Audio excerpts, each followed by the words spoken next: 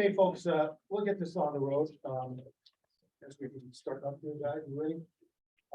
My name's John Crowe, the president of the Osterville Builders Association. Thank you all for coming out in this lovely weather tonight. The first item on the agenda is staff. Members got a copy of that. Do we have any adjustments, changes, edits you want to bring up? Move it be accepted. It was excellent. Yeah. We have a second. All in favor of accepting the secretary's report for September 6, 2022, say aye. Aye. All opposed? And thank you. Our treasurer's not here tonight. We're going to move on to election of officers. Gail, can you go ahead with that for us tonight? Okay, John has asked me to take over, and so I will first, the election of officers in this procedure is done by the board of directors. It has to be a member of the board of directors who fills each office. And the first one, I will receive nominations from the board for the position of president. Do we have any nominations from the board? I nominate John Crowe. Thank you. Do we have any other nominations? If not, I would close nominations for president, and I would ask for a vote of the board. This is just a vote of the board for these. Is anybody in favor? Anyone opposed? Then I appoint John Crowe has been appointed as president for the next year. And now that you are president, you can take over the rest of the. Okay, thank you, Gail. I appreciate it. And thank you for your confidence and your support, everybody. And okay, for vice president, we're taking nominations for the board for vice president. Nomination. And I'm going to do it, Hanson. I'll second that. Any comment? Okay, seeing none, we'll bring it up for a vote. All in favor of Peter Hansen being his vice president of the Osterville Village Association, say yes. Yes. All opposed? Congratulations, Pete. Thank you. Now for treasurer, we have nominations for treasurer of the organization. I'll nominate Al McKay.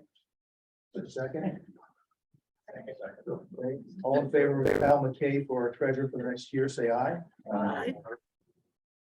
Move on, Al McKay, and then secretary. I nominate Robin Crosby. Second. All in favor of Robin Crosby for secretary to continue, say aye. Opposed? Okay, thank you, Gail, appreciate it. Thank you, John. It's Robin remotely. Thank you very much. Thank you, Rob. Okay, OVPA report, Gail Nightingale. Okay. Our fall festival will be held this Saturday, October 8th, with many activities, including a dog parade at 10 o'clock and the Barnstable Police K-9 demonstration at noon on the library lawn. A food drive will be conducted from 10 to 1 in the Rockland Trust parking lot on Wiano Ave. Drive-through, drop-off food items for the needy. We'll hold our 53rd annual Christmas open house and stroll on Friday, December 9th, with more events during the day on Saturday, December 10th. We have received our permit from the town to close Main Street and Wiano Avenue from 5 to 9 on Friday, so that people will be able to stroll safely. Thank you, Mark Ells. Yes, very well. We are planning the crash services on the steps of the Baptist Church at 6 p.m. and a decorated golf cart parade along Main Street at 5:30. Santa will be arriving on the Centerville Osterville Marston's Mills Fire Department antique fire engine following the golf carts. We would request a vote to have the OVA sponsor 3 of the musical events on Friday night and the following Saturday for a total of $2,200. Has been the practice in previous years. We are also planning events on the other Saturdays in December in hopes of having people shop local and support our village businesses. Schedules will be available when final plans are made. Respectfully submitted, Gail Nightingale, and I would just ask a vote of the 2,200.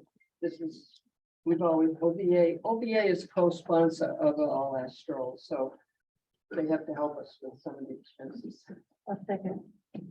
Okay, there's a motion to put $2,200 to the OPPA for musical groups at the Osterville Stroll, the 2020 Osterville Stroll. That's on the table. We have a second. Any discussion? Seeing none. Okay, we'll move it to a vote. All in favor of appropriating $2,200 for musical events to the OPPA, say aye. All opposed? Okay, move forward. Thank you. Okay, thank you, Gail. Appreciate it. Our next speaker is Mark Ells. He's our town manager, and he's been kind enough to come back and discuss some issues before our village. I want to say first, the handout you have, I got this out late this afternoon. I got it out late to Mark. So some of the questions you'll see in here, he hasn't had a chance to take a look at yet. He's more up to speed on most of these questions than most of us are. So he's agreed to answer what he could and then go from there. So we appreciate you having Mark, and it's my fault for getting it out late. And come on up and speak. Mark, whether you feel. Thank you for having me here.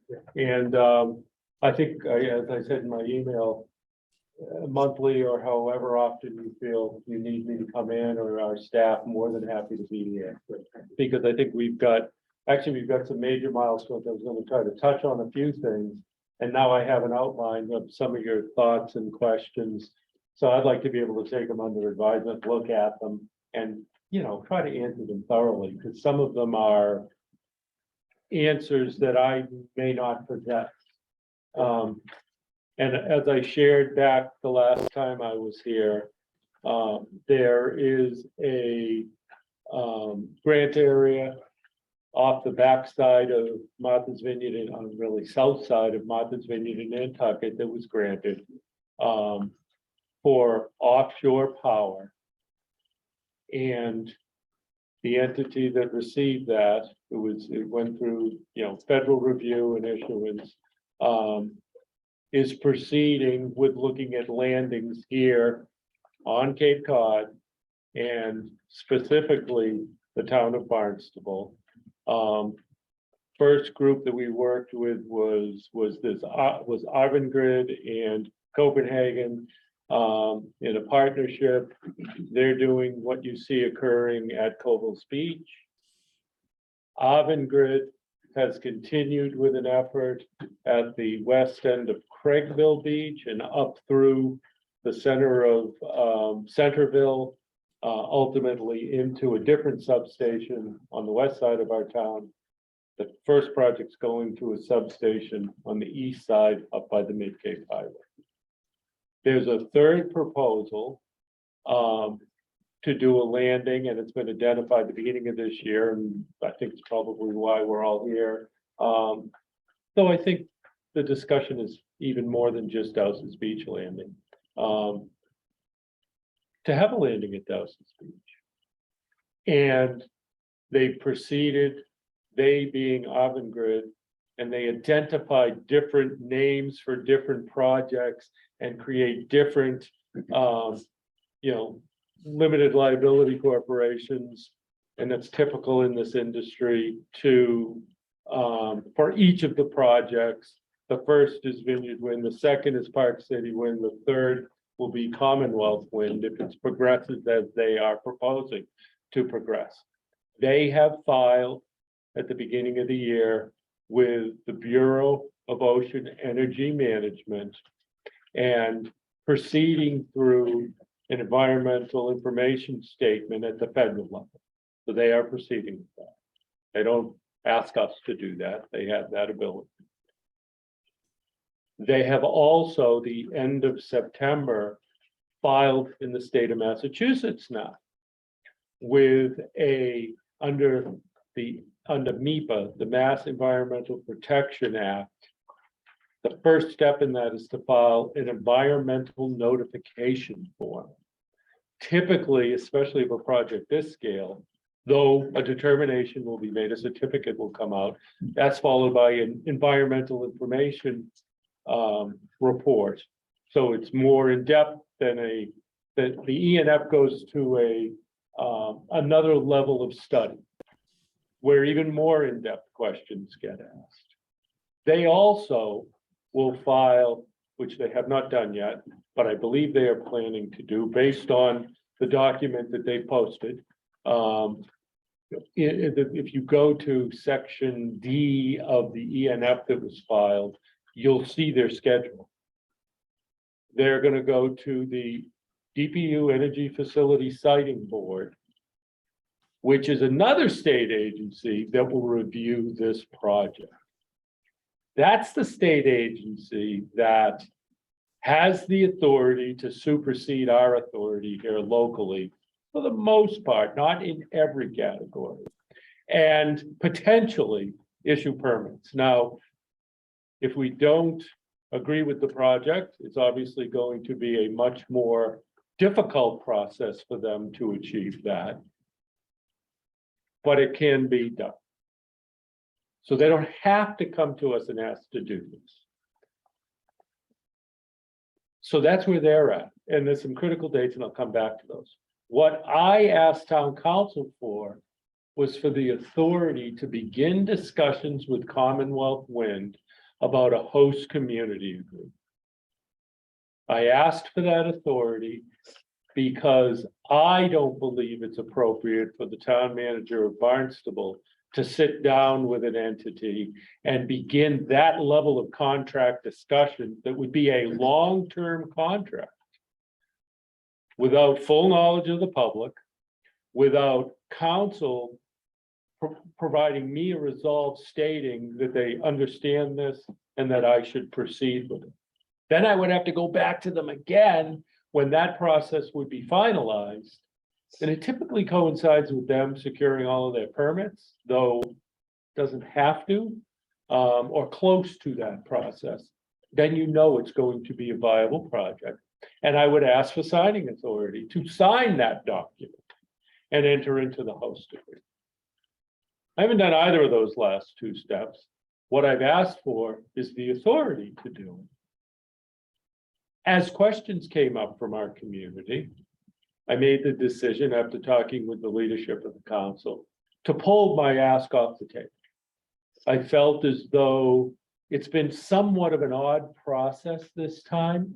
The whole initial concept of going to this offshore corporation that was awarded that grant area back several years ago and asking for us to be the host was initiated by our council to me. And Osterville had a sitting representative that was active in that discussion. As that progressed, that individual was no longer with us. We had a new counselor, but for reasons out of that individual's control, they couldn't participate in the process. And therefore, we're going into a discussion about a landing in Osterville. And I said, well, I mean, the timing is such that we should wait until we have a sitting member of town council so we can hear from it. Also, we are hearing from our community. So Paul is with us now. Welcome. And, certainly he and the full town council would need to proceed to authorizing me to sit down with Commonwealth Wind and talk about what would be involved in a host agreement. So much of the information, especially Mr. Crow sharing it with me as he sees it, I'm seeing it at the same time. I got a call the end of last week and from Ken Kimmel, Vice President, that represents this offshore wind effort on behalf of Avangrid. He briefed me that they were going to be making two requests. One related to the fact that there is a new turbine technology out there, and it has nothing to do with the landing or the cable they want to run on onshore. It has to do with the wind turbines in the grant area that they would be erecting. They want to wait for that new technology. It's more efficient, and therefore it could be up to a year delay before that would allow them to proceed with the construction of those wind turbines. Secondly, he informed me that due to utility cost increases, I believe, but I don't have a written detail on this verbally. Everything was verbal that he gave me.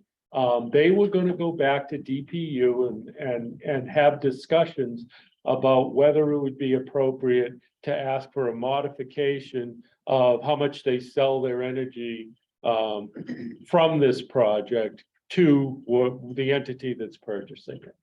I think in their award, it was determined that it was set at a per unit price or probably a range of price over time. I don't know that detail off the top of my head. And they were going to go back and talk about that because we all know what's happening in the economy. We know what's happening in electricity and natural gas. It's impacting all business. Okay. They don't have to ask us to do this. They called me to inform me. I reached out to leadership. I reached out to my legal team, let them know what was occurring. I think many of the statements that John Crow had identified to me in these comments relate back to that, even though much of what was asked in these questions, I want to take them under review because I'm a little confused on what the expectation for us is relative to the entity or entities that may be involved in this third phase.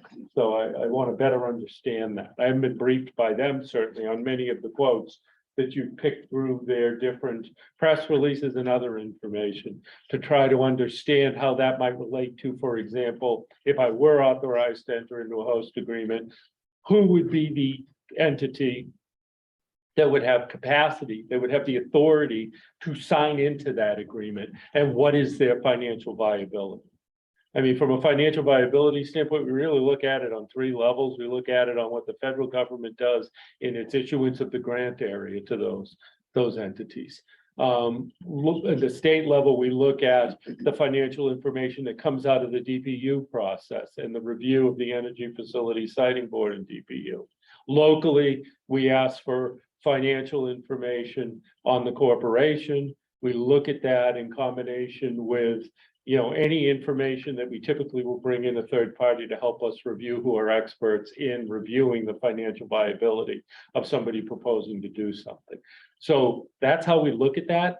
I haven't really done any of it for any of this because I think you and I probably saw it at the same time. But it is absolutely something we would do in moving forward. And I have tremendous concern out there with every organization that we're contracting with at this point, given what's occurring in our economy, given what's occurring with materials and energy costs, the slowdown in many sectors, the inability to obtain product from many sectors. It's a real concern for construction in general and for many aspects of what we do. We're certainly seeing those delays and those cost increases in every area. Back to the filing with MEPA for the ENF that was just done.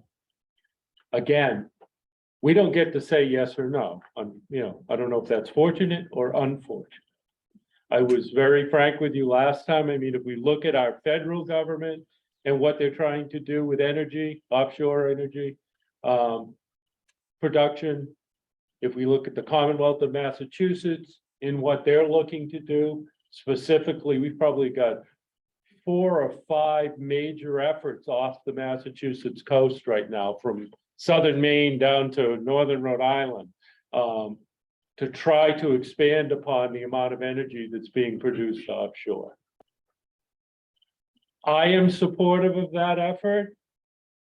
The town is supportive of that effort and has acted. Okay. So I'm not going to tell you we're not interested in this and we're not supportive of it. We'll continue to be, as far as I'm concerned. If I'm directed by my leadership not to do that, I won't. That has not been the direction. It has been on the complete other side of this, meaning trying to move away from fossil fuels, trying to look to innovative alternative energy. Adding a sustainability coordinator position. All of those things, priorities in our community. So, come back to what's proceeding here. We've done it. We have a landing at Dowses Beach. We're in the process of evaluating, though Park City Wind is still in permitting, a project that's proposed to land at the west end of Craigville Beach and to run up Craigville Beach Road, either through the village or around the village, and then up to a small substation up off a Shoe Flying Hill Road and over to the substation that's off of Oak Street. And now a third potential phase landing west of Craigville, now identified as Dowses Beach. That's about as much as I know about the project. And now I'm reading the ENF. So I'm proceeding as though I do not have, which I do not, authorization to sit down and negotiate a host community agreement with Commonwealth Wind. I'm reviewing the ENF with my legal department, with my engineering department, with other departments, and we plan to make comment. The comments are due by October 27th. Yes, this is proceeding, and they don't need to ask us to proceed. And I've been saying that to our community. At times, I think I don't want to say we don't believe it, but we don't recognize that for the significance of it. And it's why I originally went to council and said, I need authorization to begin a host community agreement. They are going to proceed with this project. And in a sense, the EFSB can supersede us in authorizing it to proceed. Now, I can't imagine that happening if we're not supportive of it, because I think we could slow it down and create all sorts of, obstacles, and maybe even identify some aspect that makes it not viable to land there. And I have a whole bunch of questions about all of those things, about the energy load that'll come in, the impacts of it, the sensitivity of the area, the culvert, crossing the culvert, how it'll technically be done, how you're going to route it through environmentally sensitive areas or mass heritage related, meaning rare and endangered species, how you go up East Bay Road, and then how you traverse our town up to a substation. Lots of questions about all of that. At this point, I'm responding to their filings because I'm not sitting at the table kind of laying all this out and saying, this is the way Barnstable wants to see this proceed or not proceed. That's basically what I was asking for authorization to do. I said they would proceed. They have proceeded. Now we're on a tighter timeline. They're going to proceed. And on the 27th of October, in theory, the Secretary of Environmental Affairs can issue a certificate telling them to proceed to the next step. With each step, it will become more and more difficult for your town manager to sit down and change the direction, to communicate to the regulators, to Commonwealth Wind and others, what we would envision this being if it proceeded. To negotiate the host community agreement from a financial standpoint. The further you get down the line and the more you know you've secured your permits, the less they need me to say, yes, it's okay. Yeah, we agree with that permit.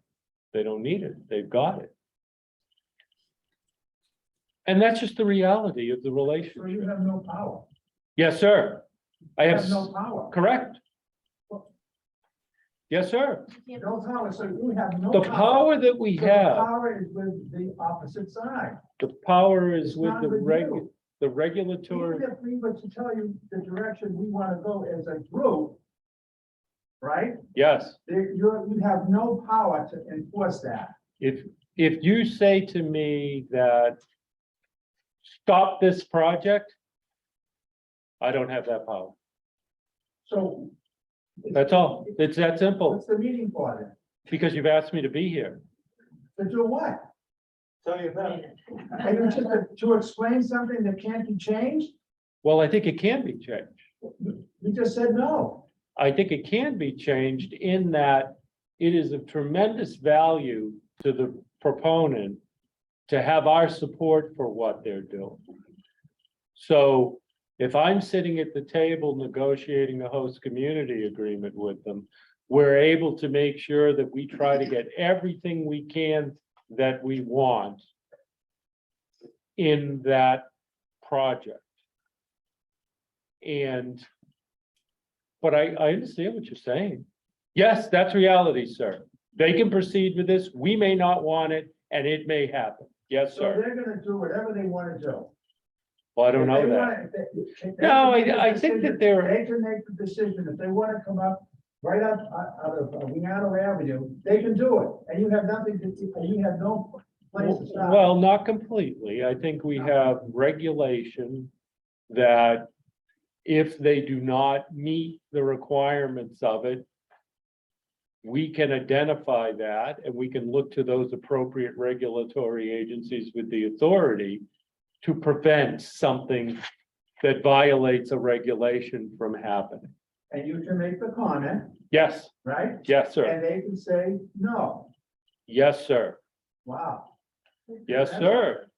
Yes, sir. But what you're saying is that if they meet all the regulations, then they can just move right through. I believe so. Mark, Yes, sir. Paul's got a better grasp on this than I, but, Centerville, parallel organization there, had a very dynamic meeting. Pat is here.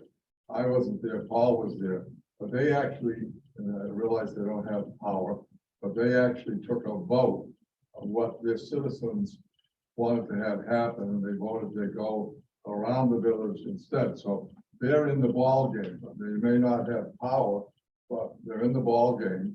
And so I'd like to comment on that. Maybe Paul could bring us up to date how much he sensed they were. But second, before we go to that, is that you're pointing out yourself, October 27th is coming. And if we dilly-dally relative to it, which seems almost the position that we're silently taking on your behalf, we're never going to be getting in the ballgame at all. And so, Paul, could you bring us up where Centerville got? Yeah, well, Bob Schulte is here in the crowd, I think, as well, right, Bob? So if I speak out of turn, or and Pat is obviously here as well.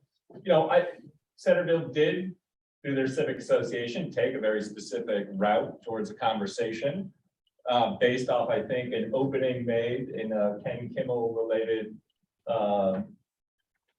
program, where he said if there was overwhelming consensus in the village of Centerville about an aspect of what was being proposed just for Centerville, that Avangrid would for sure pay attention to the voice of the village of Centerville in regards to their project going from, up through the village of Centerville. There's a couple of wrinkles though with Centerville. One is that both routes through Centerville were planned to be part of the comprehensive wastewater management plan. So either path taken to a certain extent through the village of Centerville has a big benefit, I believe, for the town overall of Barnstable. That is not the case here. The two proposals that I think we're looking at for the comprehensive wastewater management plan would not include going up the old mill path to get to 28 and up to the substation. So that is a materially different thing. Also, I don't know enough about the bylaws of a civic association, but I think the word and the choice, and Bob, we've never really connected about this, but I don't know, telling villagers that they can vote on something definitely implies a binding aspect to it that I'm not certain we can achieve here in Osterville as a village association. I don't think we can bind the town's work. I don't think we can bind the work of an entity like Avangrid by a voice vote within a room of citizens. I think you can express sort of an advisory opinion effectively that can have material impact on the direction of something like a host community agreement.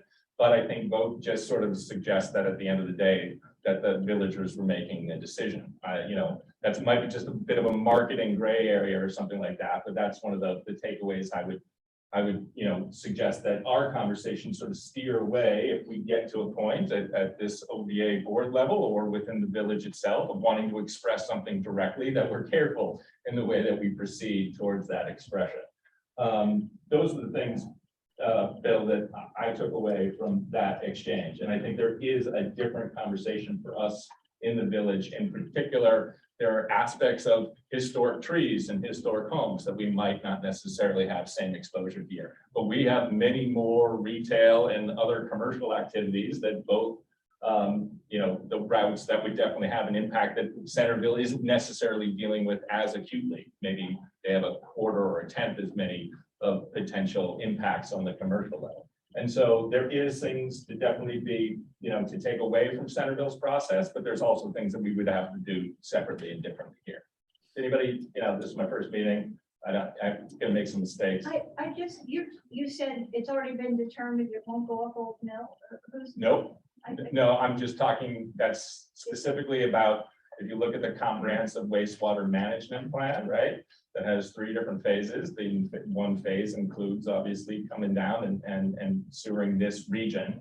The paths that are presently promoted or proposed by Avangrid, one of them is you know, more of the South County or Osterville West Barnstable Road, and the other one's Old Mill. Old Mill is not part of the comprehensive wastewater management plan. That's no plan. Yeah, we are talking about 2 different things that are totally intertwined, and I think this conversation will only be best informed if we're constantly talking about sewer as well as wind at the same time, because the big advantage, I think folks are tracking. I've been, you know, out there with John in a recent election, talking particularly about what I think is a comprehensive net benefit for what I think is the village and the town in proceeding with both sewering and wind piggybacking on each other. And for me, I feel like I count 7 or 8 net wins for the town and the village. That doesn't mean that I don't want to go into a process or help Mark in his process with Avangrid in negotiating very strongly for some specific things. But I think I've also been very public about the fact that I do think that there's extraordinary amounts of, like, you know, economies of scale that can be achieved by effectively taking advantage of this wind moment to leverage the getting towards some of our targets about getting rid of the nutrients, the phosphorus and the nitrogen faster, like 10, 15 years faster. What you're negotiating for, you strongly negotiating for what? It sounds like they're just going to tell you what. No. There's a host community agreement that has some room. Yeah, and so this is part of that conversation about things that we want to have. So what are those things that you want to have? There's been a wide variety of things discussed. I think community benefits is generally the phraseology that's used to capture it. And so I think we can help steer that. The biggest thing is like effectively taking, a huge portion, not a huge portion, but a material portion of our sewering costs and putting it on Avangrid's book, because they would help us with the opening up of the roads instead of multiple times over multiple years. Have being you able to discussed take the- maybe that 16 million over 20 years is insufficient amount? You know, this gets into service, you know, there's aspects of Mark's job as in negotiating on behalf of the town and the village deals that, like, you know, I don't want to overstep bounds, and Mark at any point in time tell me if I have. There's aspects of this process that are happening between the town and a private entity, and until that gets done, I think I can be an incoming recipient of your voice and your preference and talk about different ideas that have come up about sidewalks and plugins for electric vehicles and aspects of the park that haven't been, you know, finished yet, which is ancillary or not even attached, but like community benefits that can come out of it. One of the big ones that's been discussed is the impact on our actual commercial sector. And if there's a business mitigation plan that we can come up with, that people who operate businesses at this table and in this room could feel like at the end of the day, the disruptions aren't going to crush them financially. Those are the types of things that I would like to have as part of that conversation. The details, though, I think are really important, that some negotiating space is left for the people that are sort of legally bound and binded by these discussions to have that room to proceed without me saying like, this is exactly what we want. So capturing people's thoughts is a big part of this. Thank you, and I appreciate you, what you said about the sewering project, because I feel it's been a red herring when it comes to our opposition to using Dowses Beach as a landing for this power cable. My name is Suzanne Conley, live here in Osterville. A group of us have started an ad hoc committee of Osterville residents who are vehemently opposed to the use of Dowses Beach to land this cable. That is our whole point and the reason we're doing all the work that we're doing. In a matter of 2 weeks, we have gained over close to 300 signatures on a petition that, and the petition says very clearly, we are vehemently opposed to the use of Dowses Beach. We are not against wind energy. We're not against the sewering project that's gonna happen in other parts of town. We're all for that. We're not anti-green. We don't want Dowses Beach to be ruined by these people. This is an estuarine environment that is incredibly environmentally fragile. I remember when they came here, one of the folks who spoke from Avangrid said, "Oh, we've got the plovers covered." Well, on the Facebook page we started, I posted a report from a very well-respected birding organization, a .org, and a very experienced birder in the dead of winter went to Dowses Beach and recorded 291 species of birds making their home there over the winter. Okay, so it's not just plovers. And they want to do all this work in the winter. They want to disrupt these two bays, Finney's and East Bay, that are already under stress from exactly what you just spoke about, the overloading of nutrients. And it's just the wrong place to do it. I can't say that more vociferously. It's the wrong place to do it. Our mantra is, we say no, find another way, find another place. Dowses is not appropriate for this. It's very, Couples Beach is a beautiful stretch, I understand, but there are not two bays behind it. This is a barrier beach with a dune system. The two bays, the Centerville River dumping right into it. It's just a very different environment. And, the west end of Craigville, I feel very bad for all the people who enjoy Craigville because that's certainly going to be disrupted. And the people in Centerville, but they've already agreed, okay, you can do it. That's their choice. But in Osterville here, there's significant opposition to the use of Dowses Beach. They have to try to find another way. That's what I wanted to stand up and say. Okay. I think it's important that that is communicated through this process. And, I'm your town manager. I work for you. Very simple. And I work under the town council. It's important you communicate that and continue to communicate it.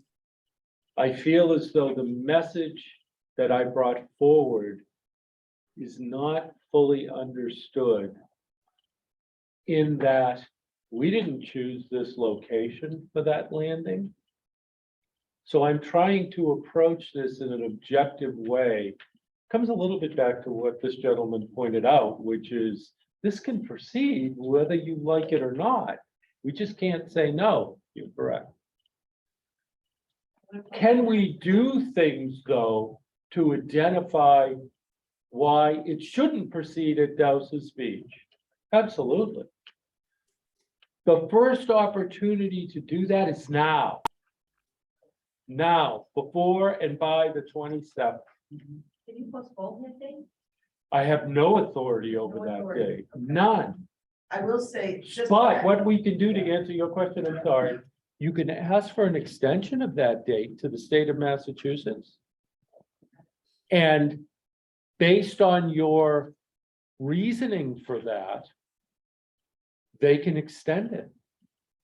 so our process has been this. I will say that there is not widespread community awareness of Avangrid's plan to do what they want to do to Dowses Beach. And I've learned that over the last 2 or 3 weeks, that when I tell people about this, they, what? What are they planning? That can't happen because Dowses Beach is used all winter long by people who live in this village. And they just, the shock on their faces is extraordinary. So our first step is to spread awareness that this is happening. We've been really working hard at that. The second step is to demonstrate significant community opposition. That's what our petitions are about. We have online and paper petitions going all over this village, and they're being signed every single day. The third step is going to be to go at the regulatory agencies that Avangrid kindly gave us a picture of on their presentation. Sure. And I believe that the Energy Facilities Siting Board is the key one. For example, the one at Falmouth is being done by Eversource, that line. They're throwing lines from these wind turbines all over Cape Cod. We are not alone in this. You know, they want 3 in Barnstable, there's 1 in Falmouth, there's another one in Somerset and so forth. And every one of these towns and villages are trying to fight this. And there are lawyers and lobbyists involved in some of these towns. These folks are just like, here's what really kills me. 1% of their customers live in Massachusetts. All this energy is going to Connecticut and New York, and don't be fooled, it is. I really believe, I mean, once I look, I've been studying Avangrid since I got involved with this. And they're touting jobs. They're touting energy, clean energy for, they call it Park City, that's actually Bridgeport, right? Because they have a lot of parks. We have a lot of parks too. We have a lot of beaches, and all they see in us is beaches. They don't, why don't you run these lines all the way over to the coast of Rhode Island and Connecticut and New York for that matter, because they don't want to spend the money to run those cables longer. That's why that coast is covered with substations. I have a map showing that. All right, so they could do that. They just want our beaches because it's easy and they're close. And I'm going to say, whatever they do, find another way. Don't dig up Dowses. It's just the wrong place to do this. How do you reconcile though your position, find another spot, and Paul who wants sewers? I don't know that. No, let's But I mean, divorce the Who's sewers. gonna vote for it? No, let's just concentrate on their plan for Dowses Beach. Let's just concentrate on that because Paul was absolutely right. This whole area, East Bay, Old Mill, is not included on the sewering plan. And quite frankly, I don't think part of the village is either, the business district is. I've told you guys before, I live on Acorn Drive, which is the southernmost road being sewered between here and the shoreline. But I'm fine with that. We'll pay our assessment, we'll get on the sewer, great. But to talk about the sewering project in connection with the landing at Dowses Beach is a red herring. So I just wish we'd stop doing that. It has nothing to do with sewering. We're just talking Dowses, not Cobbles, not Craigville. Let's just leave. They're doing their own thing in Centerville. So my whole thing is find another place, find another way, go away. Dowses Beach is not appropriate. And that's what our petitions are for. One issue I have is a quote, community support. I think Avangrid in its documents, I've read this, it said that we've got community support from Centerville and other places. So it's clearly that's not the case. That you let your investors know, but where is that coming from? Okay, town government support is not community support. They're two different things. Okay, as for where this line goes in Osterville or in Centerville, you want community support. If you're going to tout that as community support, you should get it from the actual residents of that community, not from the town government. Because I remember the first document you put out, it was a handout like this, and the biggest thing right on the front page, it said, because Barnstable said yes. We didn't say yes. The town government said yes. Okay, that's not community support, that's government support. Okay, so there's a big difference between those two. Okay, I don't think you have community support for going up Main Street or coming on Dowses. We can stop that, we can, but we can't. But I'm saying that if the community has a say in this, it's not through our business district, not putting those businesses out of business. I don't care what the town says, we're going to mitigate that, whatever kind of money you're going to mitigate. These are places that people come down and won't come down to Osterville for 2.5 years. That's how long it's taken so far on Strawberry Hill. Okay, I wouldn't come down here, okay, for that reason, if I was shopping. Okay, so it's going to do permanent damage to our community. And I can't see you saying whether you get the town to say yes, okay, and pay them money for that, okay, that you can say that the community supports this, okay, especially this road. Okay, so maybe we don't hook up their sewage, but the first sewage maps I saw, okay, back in December 2020, okay, whereas the sewage was going to come to Osterville down to where Fredericton Brown Insurance is, and go up Pond Street, everything north and west of the village. Okay, that was the extent of that. As soon as they started a month later, in January 2021, you guys started talking to them, that route changed. To go, oh, we've got to, in order to get enough chemicals and nitrogen out of the water, we've got to come 3 hours away down Weano Avenue. Well, isn't that convenient? It's right where the hookup would be from where you plan on doing this from the beginning. Okay. To me, that's questionable where that came from. It's always been questionable for me, and I've said this a million times. Okay. I think it's a red herring too. I think they weren't planning on sewering, the town wasn't planning on sewering Osterville Village, because each of those stores in Osterville Village has one person during the year using the toilet 2 or 3 times a day, except for the restaurants. As far as you go down Weano Avenue, as far as you go south, the less year-round residents there, and the higher the acreage on those properties. Okay, so that is not a lot of bang for the buck. Okay, you guys are gonna pay for that, so the town doesn't have to pay for it. I don't think the town would pay for that if you guys weren't here putting it on. That's just my opinion. Okay, and I've looked at documents, I've seen the way this is proceeded, and I just don't believe what you're saying. Okay, but if you want community support, you talk to our community. Okay, to me, the government support is different from community support, because we're the ones having to deal with this and the disruption to our businesses and our way of life. You have something to say? Yeah, I'd like to just read, I really just focus on process. I'm gonna think this up. Just right now, actually. One of the questions I have is how do you actually measure whether there's community support? And that is the day you sign the host agreement, right? That no one has seen, didn't see the draft, don't see the final. Even the people who it's purportedly served on behalf of don't see it. So that's another thing I want to talk about. How do you know it's a community support, right? When I've listened into the Centerville meetings, not this last one, but all of them, I just sort of dial in. That community does not support this project. I mean, it is overwhelming, right? They had the same questions 2 years into their meetings that we had in our first 2 meetings. It's like they don't even know it was happening. But, you know, last year, there's a press release to Wall Street and to state siting authorities that say we've got strong community support because of that community. So that's like a fundamental question I'm having. How do you determine whether there's community support? I hear you say you shouldn't take a vote. That's fine, but how do you get the measure of what this community actually wants?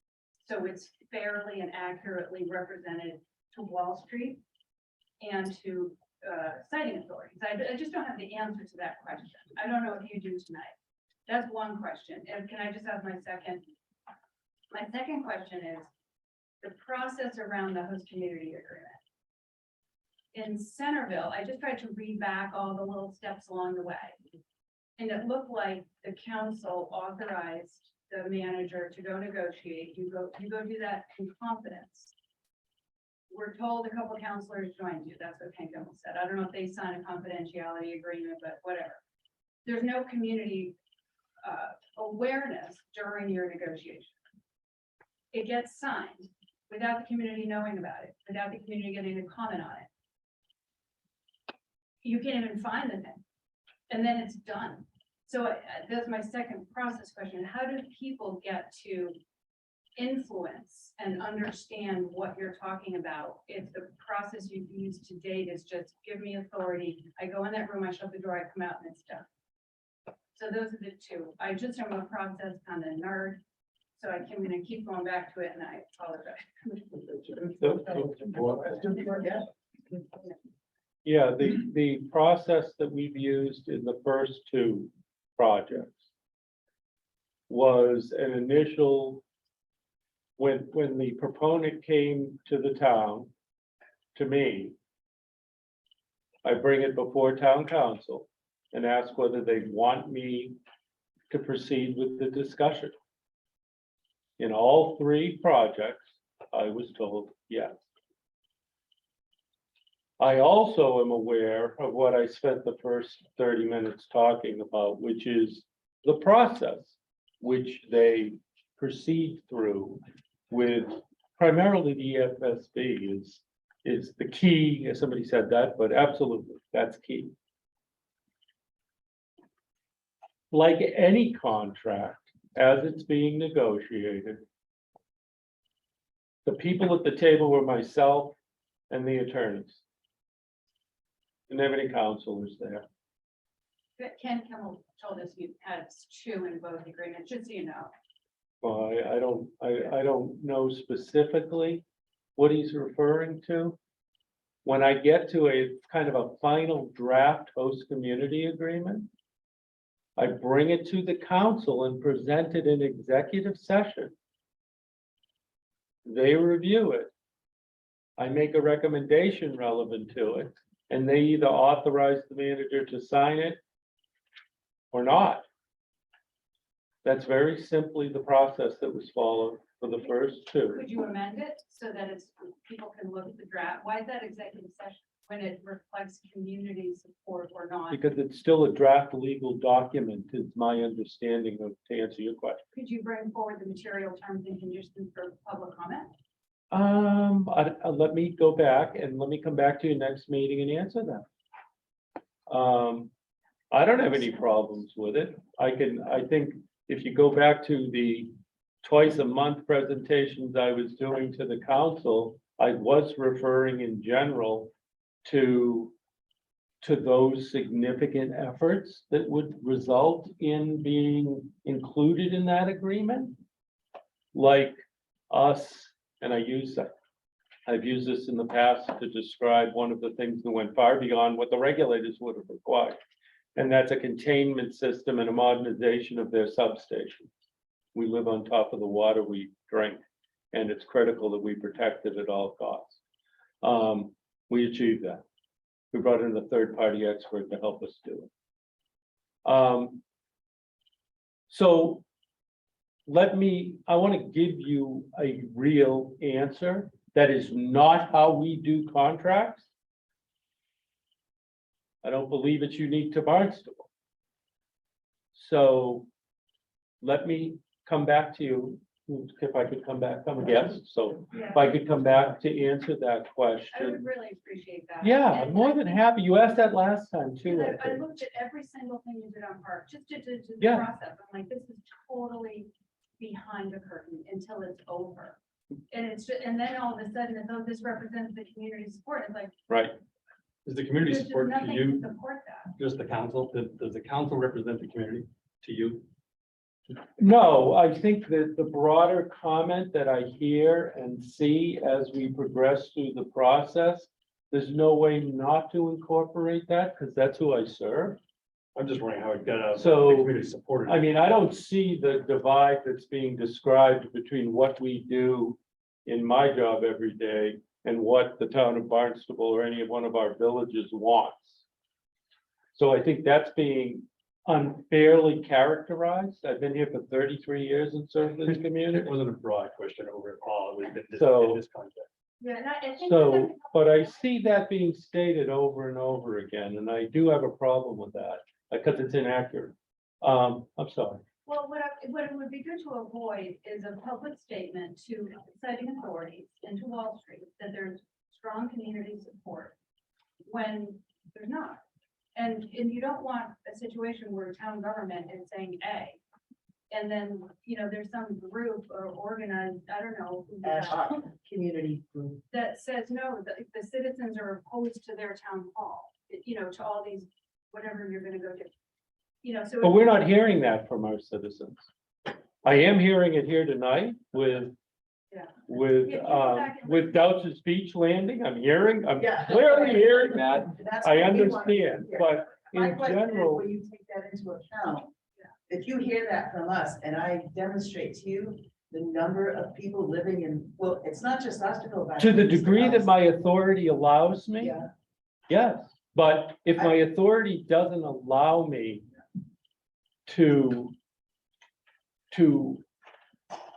say no, then But in your discussions, if you are convinced that it's not just Osterville, by the way, when I go around, I have a lot of, people I know in Barnstable. Yeah. Signing these petitions because they Right. love Dowses Beach. Yeah. And they understand its difference from the other strands. yes, And if we can demonstrate to you that there's significant opposition in Osterville and Greater Barnstable, Would you bring that into your conversation? That's my question. Yes, and we have with both of the first two projects. But that doesn't mean that the projects don't proceed. So it's meaningless. Well, no, it isn't meaningless because there's no way that we can. No, it's not meaningless, but it doesn't, it may not get you to where you would like this to be. But it does matter. So, Okay, in the back first, then we'll go over here. Mark, just a couple of comments. One regarding the process and something you said earlier, how you work for us, the council represents us. One of the frustrations I think I and many citizens have, and I don't know what happened in the other villages, but when you say the council told you to do this, I can tell you in Centerville, I was single one of the three councilors, Neary, Avangrid Wind, Dick Apselis, and Eric Steinhofer, who somehow always gets a pass, never getting associated with Centerville. Yet he has a huge portion of his district was in Centerville. Not a single one of those counselors at any type of outreach, talking to the community is, what do you want? So you're telling us that the counselors are telling you, yes, we want you to go forward, yet there's no attempt by the council to inform the public. When you hear these people say, geez, I'm just hearing about this for the first time. There's been no communication to the counselors, to the people that they supposedly represent and go to them in office, back to you as the town manager to make these decisions.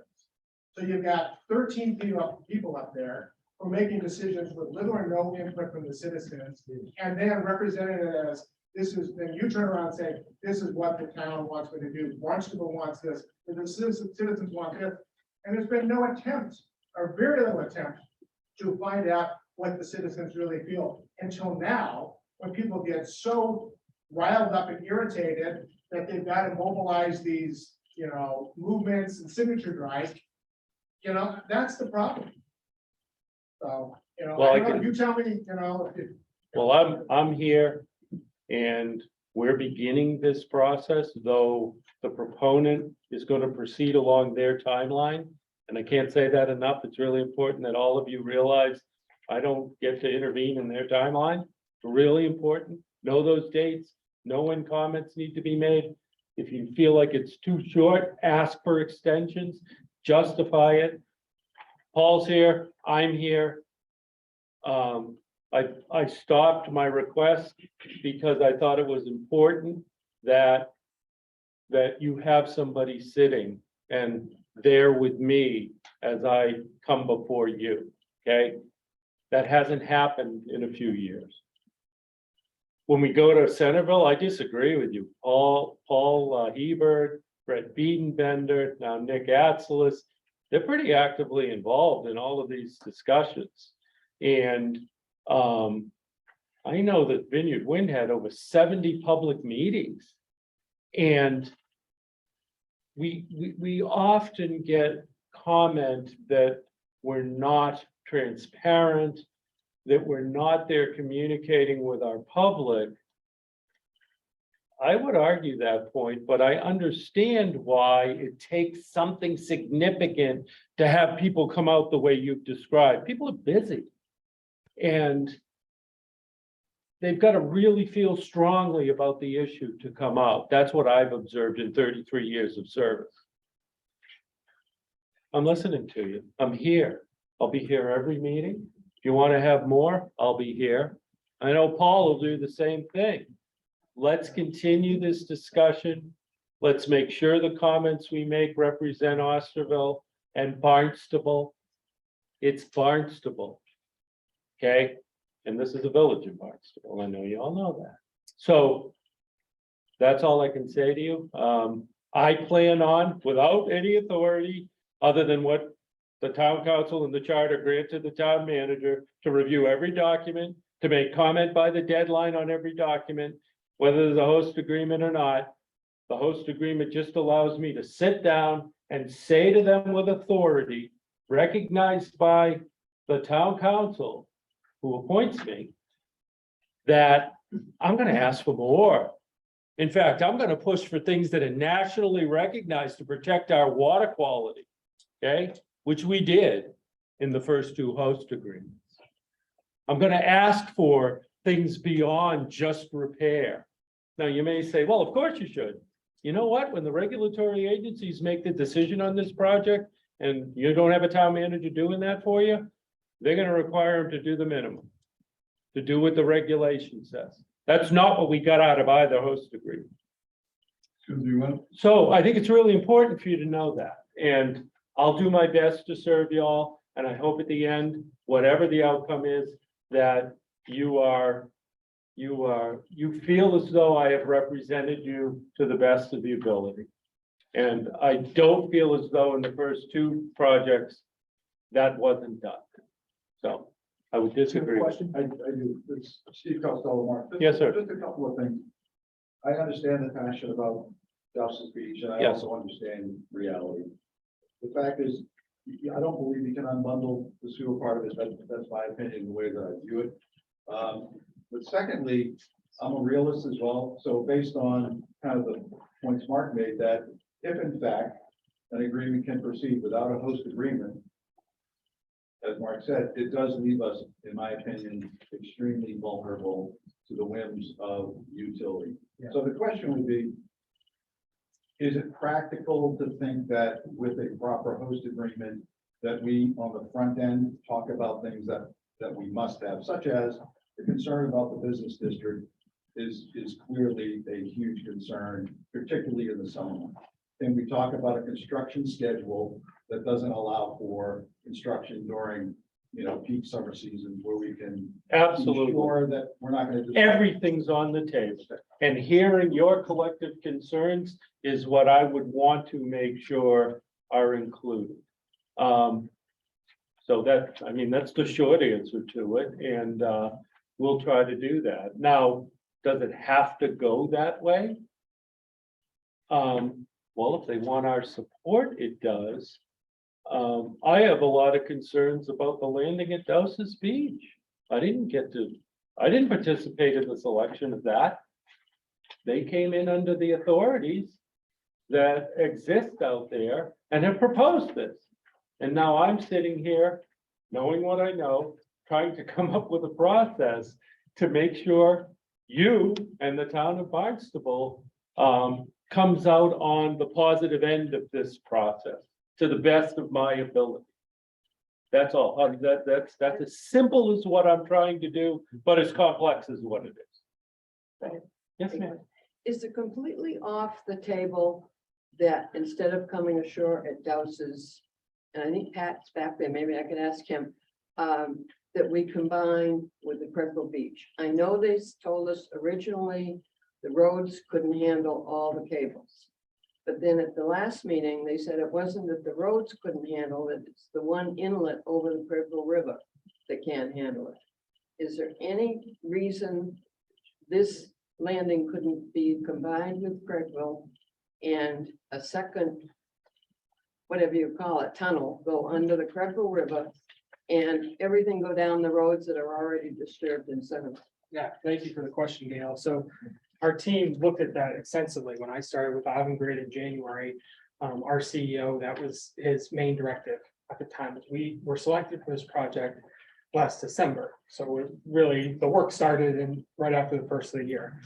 So that was the focus of, could we put everything into Craigville Beach, because there's a huge parking lot that could there's plenty of space in the parking lot, but the key is Craigville Beach Road, crossing the Centerville River, and then north from there into the village of Centerville. And the findings from our engineers, after multiple studies from multiple different outside engineers as well, was that both there was not enough space within Craigville Beach Road, north and south of the Centerville River, to accommodate 2 offshore wind duct banks, a total of 5 cables between Park City Wind and Commonwealth Wind, combined with sewer, com water line, and National Grid gas line, that it was going to be too much. So that was the first hope of our team. When that was eliminated, we then looked at Dowses Beach as the next best option. So no, at this point, I think we've exhausted that possibility of landing Commonwealth Wind's 3 cables at Craigville Beach and proceeding on Craigville Beach Road, either on the western end or eastern end. Is it the roads or is it just under the Craigville River? I believe it's both. Because we've heard 2 different things at 2 different meetings. We heard that it was the roads, and then we heard it was just the coming under the river. I remember when you asked me about that in September, it is both. And I was trying to describe to you, I believe just that there's that added complexity of the microtunneling under the Centerville River from a property on Short Beach Road. But no, the space constraints are a problem on both ends of the river crossing and the lack of space under the road to accommodate two large cement offshore wind duct banks. There just wouldn't be enough room. Thank you. So, yes, sir, I'm sorry. It seems very important that we get you in action. Yeah. 3 Thursday night football games, and this is gonna be over. Yes, And I sir. don't see the trigger mechanism that you, seems very important that the host agreement, if that's the only way we can communicate. The next time you come back, could be 3 weeks from now, the ball game may be over, so help us say how we get you in action. Let, What is happening on the 27th? What, that's a due date for what? The energy facility siting? no, it hasn't been filed. No, I would, Make sure we all understand. Let me- We understand. let me sit with Paul and write up an answer to your question and do it quickly. It's right, if you go in though, and I know you can certainly do this, if you go into the ENF filing and you go back to section D, it lays out the schedule of all the filings that will be coming up for the next 2 years, But it's not basically. approved in October. But what happens is they file the ENF. The ENF is like the first step in the environmental process in Massachusetts to begin to take comment on what's being proposed. Okay, nothing to do with the host community. So I mobilized my team. You all should do the same. We can get together and talk about it. There's no, this is what I do for you and for our community. We look at it, we comment on it. If we don't feel like we have enough time, we ask for an extension. And what the determination really is that comes out of it and could occur on the 27th, if the Secretary of the Executive Office of Energy and Environmental Affairs decides that they can issue the certificate, is what they do next. Do they proceed to a full environmental study, or is the ENF enough? That's what will be determined. But if you go through that chart, you're gonna see this 2 years worth of permitting if everything goes the way they want to do this. We're at the beginning of that.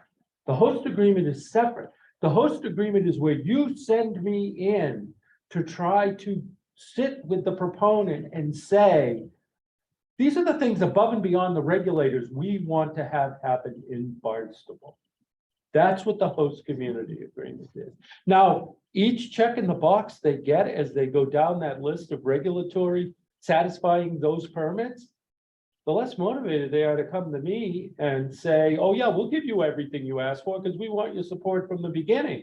You get halfway through this process or you get the EFSB approval, why would they want to give us anything in a host community agreement except for the value of the community saying, we recognize what you're doing and we'll be supportive of you proceeding with it. We won't take action against you to try to prevent this from occurring. So that's the process that occurs. So Yes, ma'am. individuals can comment. Anyone. Ad hoc community groups can comment. The OVA can comment. Yes, Can the town government comment? we will. Yes, Oh, okay. absolutely. And I'm wondering, having said that. Yes. And I heard you, would your comment include the fact that there seems to be significant community opposition to the landing at Dowses Beach? I don't know if that's a category to comment on, quite honestly. And Could you comment on your worry about environmental impact? absolutely, Okay, that's what it's focused on. that's what our group is. Yeah, that's focused what on. it's focused on. For me to make a community comment like that, I would want to know that that is the position of the community. Okay, Well, that's the position. we're a community of 23,000 people. I want to make sure, and I know that I'm not discarding or minimizing your concerns. I'm just saying to you that we are a large community. And if I make that sort of statement, I want to make sure that I do it accurately. And most of the time, I'm not the one who does that. Most of the time, it's our town council that would do that. I'm more the administrative side of making sure all this stuff happens the way that it's supposed to. So, Over here first. Just a quick question. Is there any reason you or the town council couldn't ask for that extension now? Beyond October 27th? there's a process, a time process to Yes, do our it. representatives, yes. There's a time process, so I will be filing my comments on behalf of the town. For the town to, when the public, individuals or ad hoc groups to make those comments. All I can tell you is, yes, if we believe it appropriate, yes, we would make that comment. We'll do it by the 27th, because they let them all compile and then they review them. So on the 28th, they tell you we didn't grant it. No, it's not that quick. They have, but it's all laid out in timeframes. So they have so many, I don't know if it's 21 or 30 You days indicated that we have until the 27th. to file comment. Correct. My question specifically is, can you and or the town council now, rather than waiting till the 24th or 25th? Make. Well, I have a lot more comments than just that. Well, I understand that. Yeah. I'm just saying, can't you now, rather than waiting until the day before, ask for an extension of that period of time? As we see going around through this country, delay is the name of the game. And I'm not suggesting we're just trying to delay. Right. I think it is eminently, let me finish. I think it is eminently reasonable for the group that's here that, and everybody in this room probably doesn't agree, as vociferously as Skyly does. But I think I think that's good for city government too. Everybody will have had their chance to vent themselves and to be heard. I don't know why we wouldn't make a request on the 3rd or 4th of October to extend that beyond the 27th. Yeah, let me look at the time frame for response. I don't know that we would have any.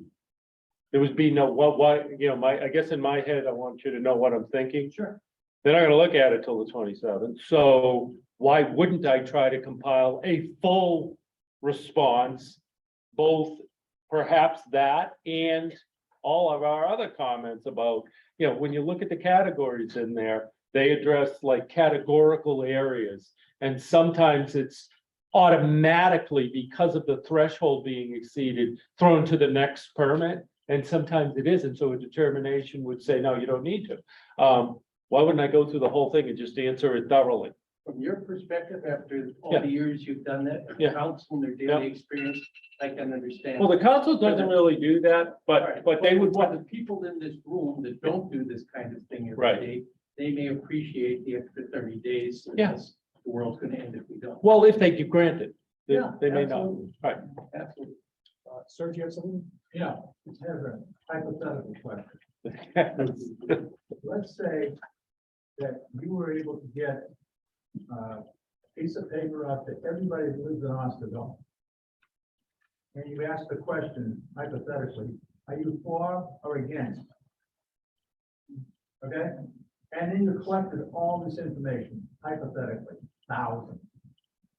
And it came out dead against having this happen. You have, and then you presented that to your, to your adversary, rather, not your adversary. The proponent, yeah. Exactly. Would that make any difference? Hypothetically, Hypothetically. yes, I would think that it would. I mean, more to Paul. That, from an elected official standpoint, hearing that sort of communication. And to the council, certainly to me, in that I serve you. And I would go, but again, I'm trying to avoid sitting down and strategizing if it's not Dowses, but you want Barnstable to consider a host agreement, where? They looked at 13 other sites. Yeah. Dismissed them out of hand because they love parking lots. Right, And I think that they're clever enough, they're certainly experienced enough to find another place to do this that is not so environmentally sensitive Yeah. and beloved. but that's the sort of feedback we don't often get, what you're asking for us to look for. But yes, of course, if all of our citizens said to us something, we would listen because that's who we serve. So I guess it's pretty simple, isn't it, don't you think, that maybe that's something that you as the Well- manager could do for us as the people. Actually, I have no authority to do that. Well, I have, believe it or not, I do not.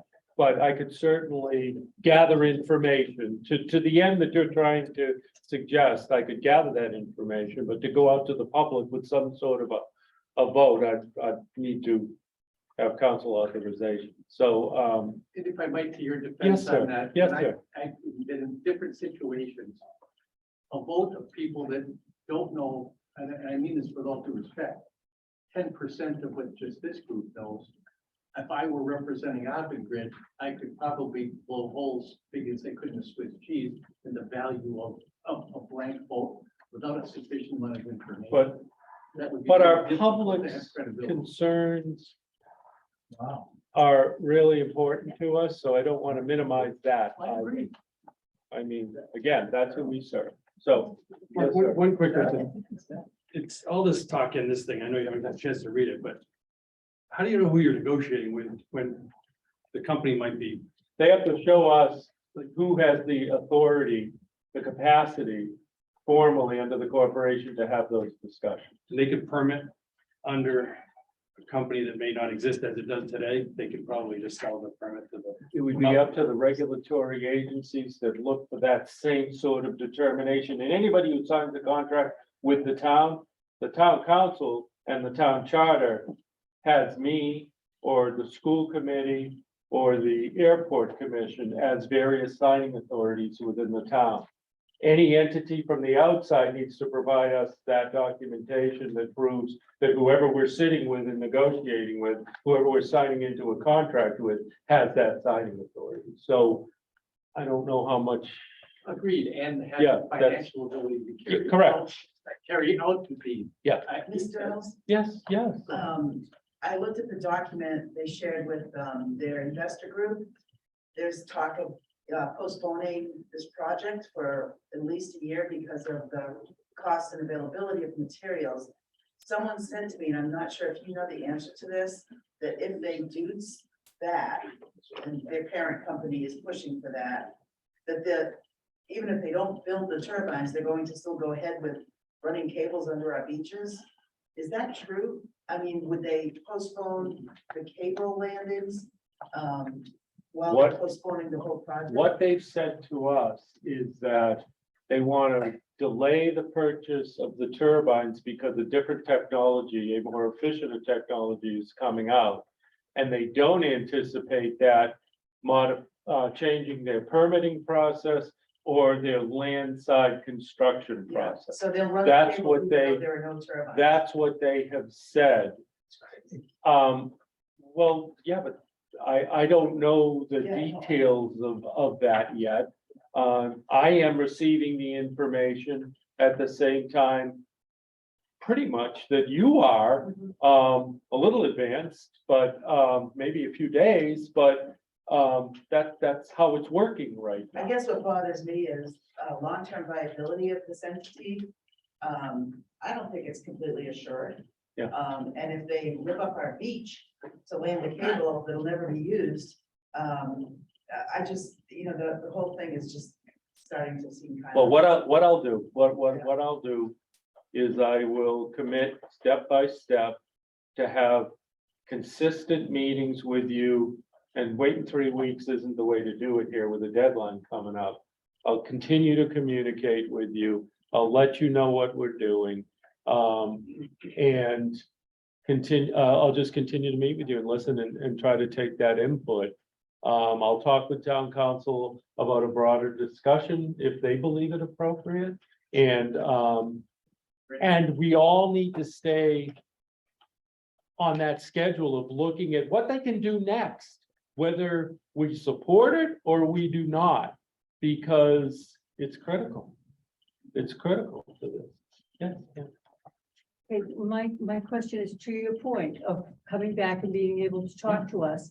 I feel that you will be able to talk to us better if in fact you are able to go into negotiations with them, that you will have a broader perspective of what is going on and maybe more of a heads up on things, so you can bring us better information if in fact you are given the authority to go ahead and sit down with them.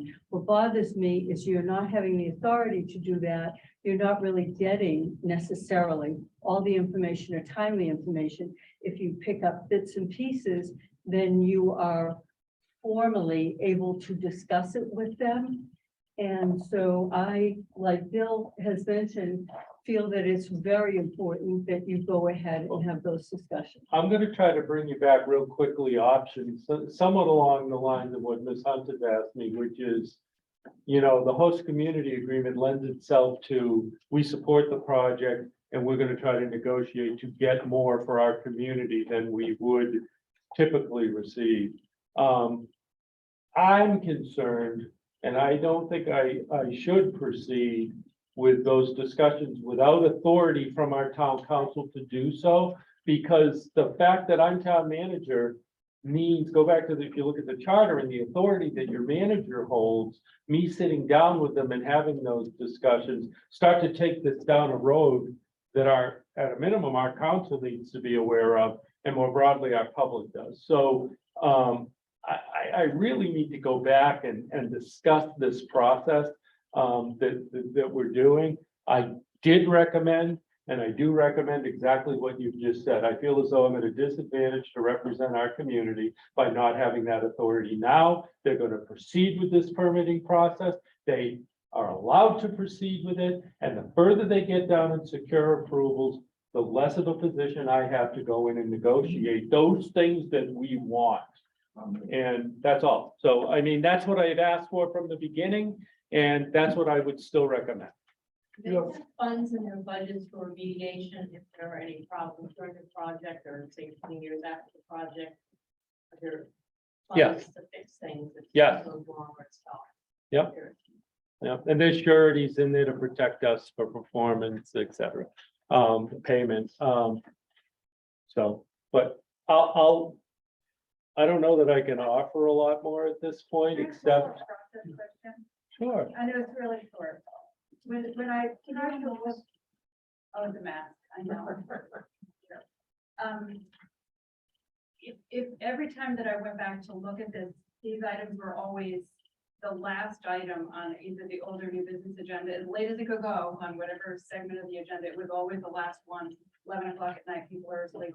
We live in a town that doesn't have media anymore. We have no press, no effective press, right? Correct. So people just, it's just impossible for people to learn. So if you could find a way to just put stuff early on the agenda, I don't know. I'd ask Stuff that Paul. matters. Yeah, I think that You know what I mean?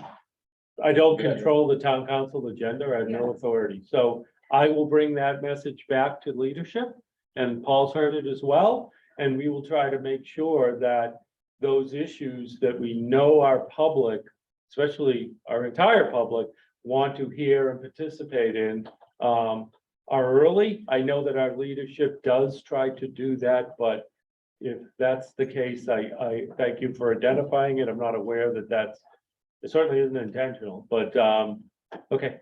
Mr. Ells, the Yeah. Barnstable newsletter that I subscribe to, it's an email Yes. newsletter. Yes, It's a very nice effort, yeah, but there's often a lack of substantive Yeah. information there. Yeah. And that is exactly the kind of information that this community needs to know. This is on the town council's agenda this Thursday night.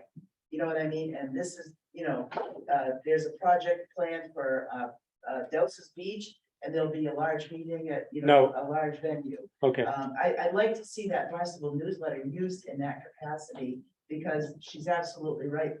I'm sorry about the Cape Cod Times. It's become a mini version of USA Today. Yeah. And I'm not getting any news about Cape Cod Right. any longer.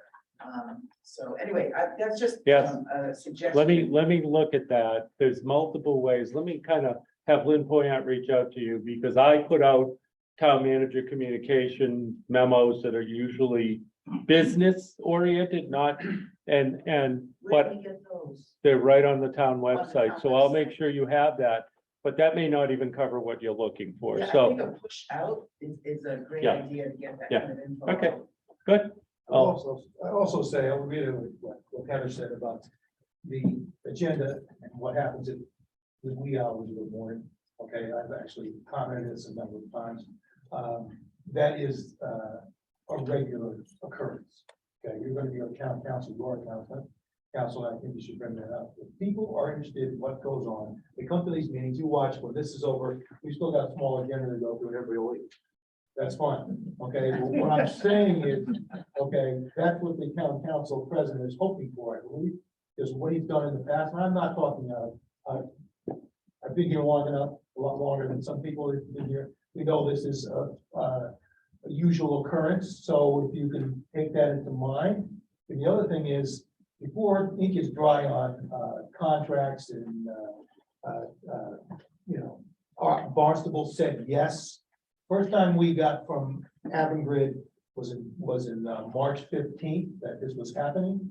Okay, I don't know how long they were talking to town, but quite a while. Okay, and then it said on their sheet, we're coming here because Barnstable said yes. Well, we didn't say yes. I don't know, it was already done a deal as far as we know. You're coming here and you didn't fight it. Okay, I think should have been fought, but the answer was. Well, that's not accurate, sir. Okay, but well, we maybe can- not we accurate, can- we but can we didn't have agree to anybody disagree. talk about this to the public before it said, come on here, you guys could say, come on here, do it. Okay, No, we didn't. no, we didn't. Okay, That well, did not happen. well, all right, it's my opinion.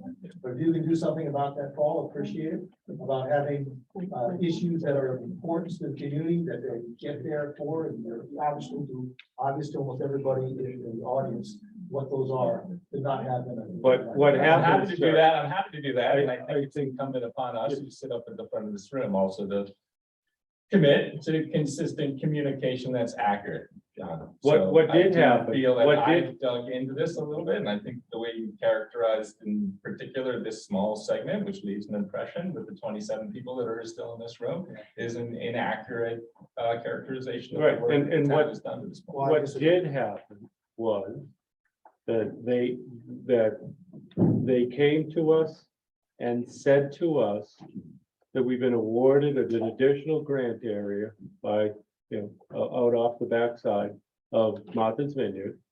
And would you consider Town of Barnstable hosting another landing west of Craigville Beach? I said, I'll bring that back to town council and ask whether we would be interested in hearing that proposal. Town council said, yes. I said, we didn't know where it would be. We got that information, brought it to town council. They had filed the Boehm filing, the first of this calendar year, and they gave us that map. That's when town council saw it. That's when they asked for a meeting with town council. It was scheduled with town council. If any yes was given, it was when they came in and said, would you listen to a proposal from us? It hasn't progressed beyond there until they filed with MEPA at the end of September. They've had their federal process going, and now they've started their state process. No yes has been given by anybody other than we'll consider a proposal. Goes back to your question, sir. They don't have to ask us. So it behooves us to have a relationship with them if they're proceeding with this. But that's inaccurate, sir, what you said earlier. So I'm always available to be here for all of you for these discussions as you develop comments.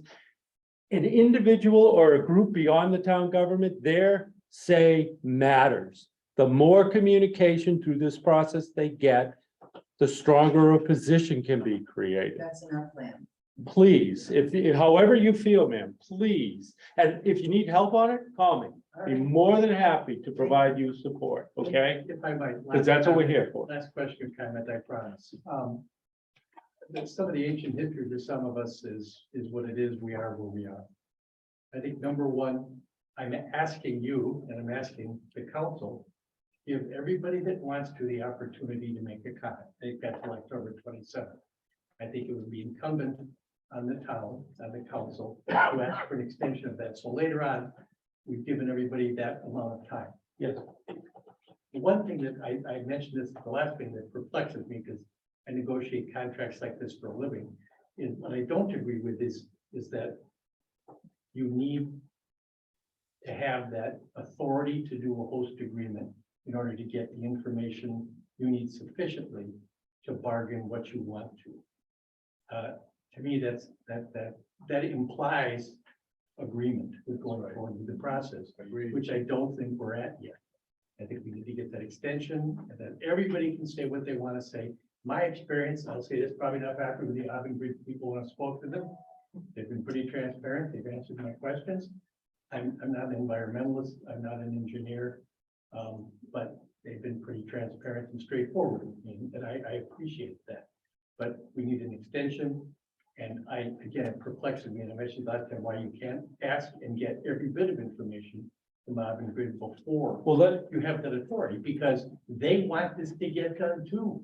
So if there's information we need, questions we have, because to me, in my world, it's if the Teamster sitting across the table from me knows I've got the authority to get a deal done, that's where he or she is going. So I don't agree that he needs to have that to get the information. To me, Avangrid wins if we start at that level. That's all. Fine. I'll get back to that process question. Thank you all for coming. Can we Yeah. clap for them? I'll get back to you on the process. We've got till the 27th, and I hear what you're I have a saying. Band-Aid for you too. No, not at all, because that's what I do. Thank you. So, Thank you, Mark. yes, of course. Thank you all. Thank you very Thank you. much. Of course. I'll be back next month if you want. But we got some business to take care of in the next couple of weeks there.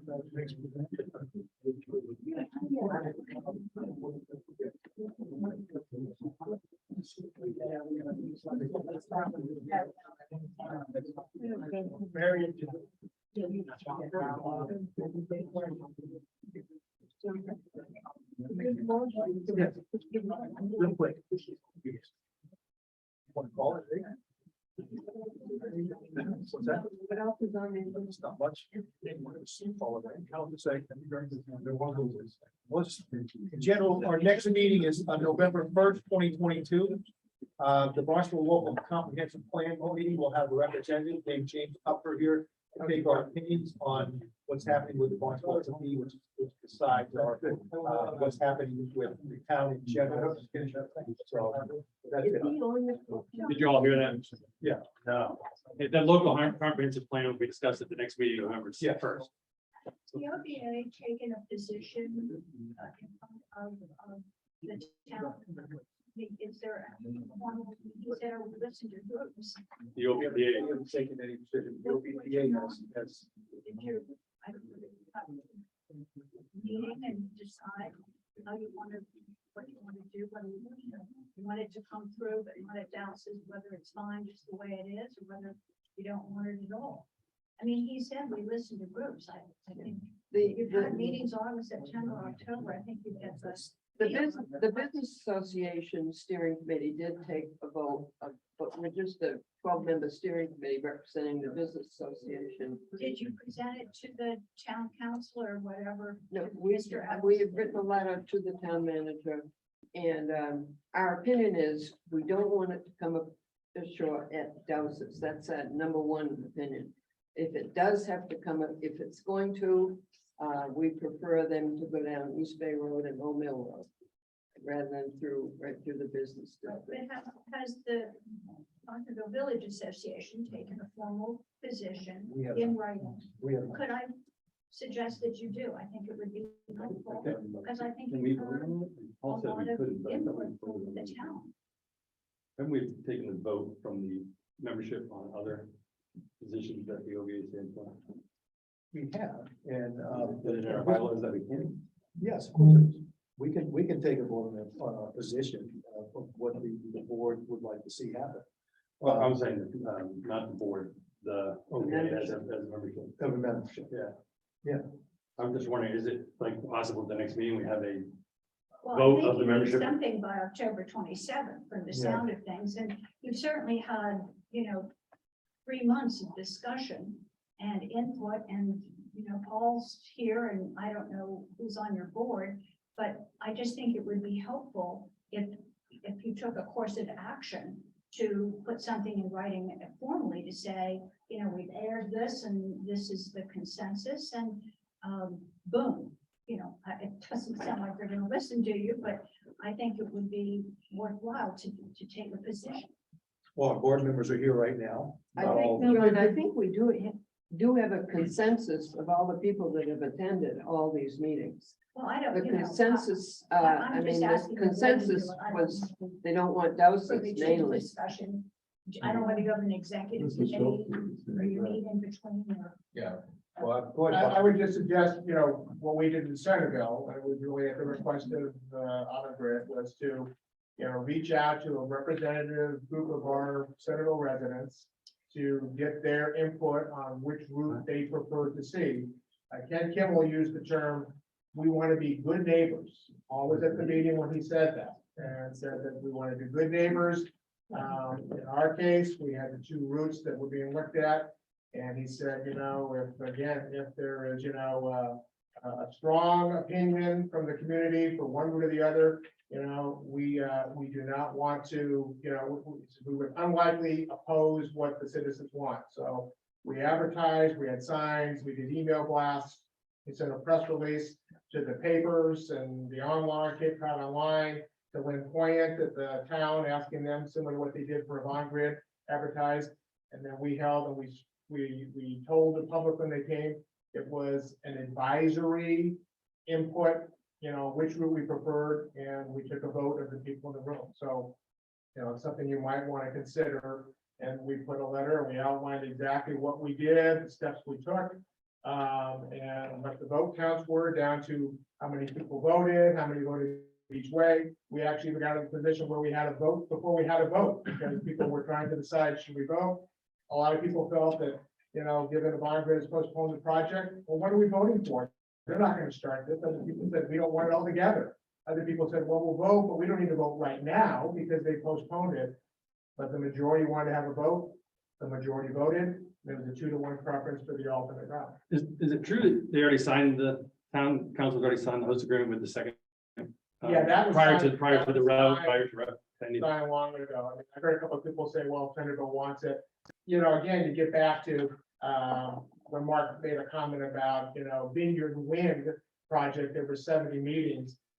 That's a separate project from Park City Wind. So there were not 70 meetings with Centerville residents about Park City. There were, I think, 4 meetings, 2 of which occurred in the last 60 days. So there wasn't this large outreach to the Centerville community, but how do you feel about Park City? And, even then it was positioned as to Park City is one project, Commonwealth is going to be another. And again, Ken Kimmel was quoted, said, we want to be good neighbors. They're obviously thinking about their next project. So Commonwealth, you guys are on their radar screen. That's kind of the way to look at it. Now that in the press release, and I've read all this in the minutes of the transcript from their investor conference, they are now positioning this as a joint project because they need to find a way to make this profitable. So it's no longer Park City and Commonwealth. They are telling investors they need to look at both these projects together. So they're viewing this as we need to do both of these. I don't think they're looking at this anymore like, well, it's just Park City Wind. If we don't do Commonwealth, oh, well, they need to get both of these combined and through to make money. That's why they're going back and renegotiating with utilities and everything. So. Excellent points. I mentioned earlier, I think Centerville really put a flag in the ground. And that's why I brought it up earlier. And your comments are very germane. So Bob, if I can ask, your vote was not a vote of the board, it was a sense of the attendees. It was actually, exactly, the request was that we go to the Centerville community, Centerville Civic Association was the means to do that. We advertised, we had the signs, we did email blasts, we included the email list that Avangrid provided us from some of their presentations. So we sent this, village-wide. And this was not just a board meeting, this was just not the Centerville Civic, this was anybody who was a resident who attended the meeting. I think that's the community support, It right? is, I think that's our much town better council than, yeah, having- or this board doesn't have that kind of support. I mean, they- No, but I would suggest to you that OVA voting that, voting tonight on this and using that as a reason or the impetus for requesting additional time for the community to become involved would be a really good way, I think, to have a practical look. The OVA members are as greatly, if not the greatest, potential impact in group here.